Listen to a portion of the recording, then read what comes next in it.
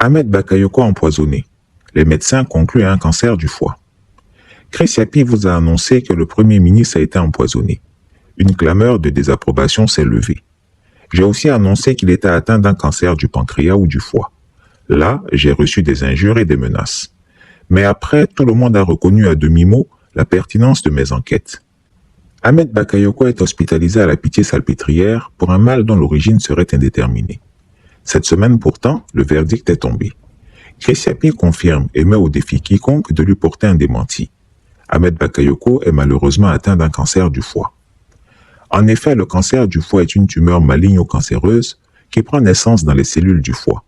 Le mot maligne signifie que la tumeur peut se propager sous forme de métastase à d'autres parties du corps, à d'autres organes. Les médecins ne sont pas en mesure de lui offrir un traitement curatif. Il est donc en soins palliatifs. Comme on dit en Afrique, les nouvelles ne sont pas bonnes pour le Bakayoko. Le cancer s'attaque aux cellules du foie qui subissent des modifications et deviennent anormales. Les principaux symptômes sont une fatigue importante, une perte de poids rapide, des troubles digestifs. D'autres symptômes peuvent apparaître comme des douleurs abdominales, un gonflement du foie, une jaunisse, un œdème des membres inférieurs, des troubles du comportement. Certaines causes restent encore méconnues, mais les principales sont la cirrhose hépatique, responsable dans 80% des cas, les hépatites chroniques B ou C, qui sont des pathologies virales extrêmement contagieuses, le diabète sucré, une stéatose hépatique, qui est une accumulation de graisse dans les cellules du foie, l'hémochromatose, maladie génétique caractérisée par le stockage de trop grandes quantités de fer au niveau du foie.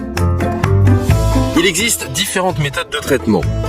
La chirurgie avec une ablation partielle du foie, la radiothérapie qui consiste à irradier les régions concernées, la chimiothérapie qui consiste à détruire les cellules cancéreuses afin d'empêcher leur multiplication, ou la greffe du foie. Si ses partisans sont consternés et sous le choc, il faut dire que de nombreux Ivoiriens demeurent indifférents, tant l'homme a fait du tort à bon nombre de ses concitoyens. Grisé par le régime, Ahmed Bakayoko n'avait plus d'égard pour la vie humaine. Au nom du pouvoir d'Alassane Ouattara, il a tué et fait tuer avec ses miliciens. Il a escroqué et traumatisé des opérateurs économiques. Il a détruit notre jeunesse et amassé l'argent de la drogue qui visiblement ne lui a d'aucune utilité aujourd'hui. Lui, Ahmed Bakayoko, au cours des meetings, narguait les opposants politiques, les humiliait. Il jouait les ailés et les fous du roi. Il n'avait jamais pensé qu'un jour, la roue tournerait.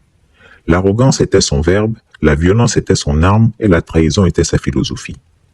Le plus cruel pour le Premier ministre, c'est l'abandon, voire le rejet de sa famille politique. D'ailleurs, le président Ouattara s'apprête à le remplacer à la tête du gouvernement, puisqu'il faut bien que l'État poursuive sa marche. Les hommes passent, mais les États demeurent. Cette maxime, Ahmed Bakayoko ne l'a jamais compris. Il apprendra à ses dépens, lui qui se voyait déjà perché au plus haut sommet de l'État, président de la République de Côte d'Ivoire. Pour cette fonction, il a brisé des hommes et des femmes. Pourtant, ne dit-on pas que science sans conscience n'est que ruine de l'âme? Pire, l'arrivisme démesuré sans compétence est criminel.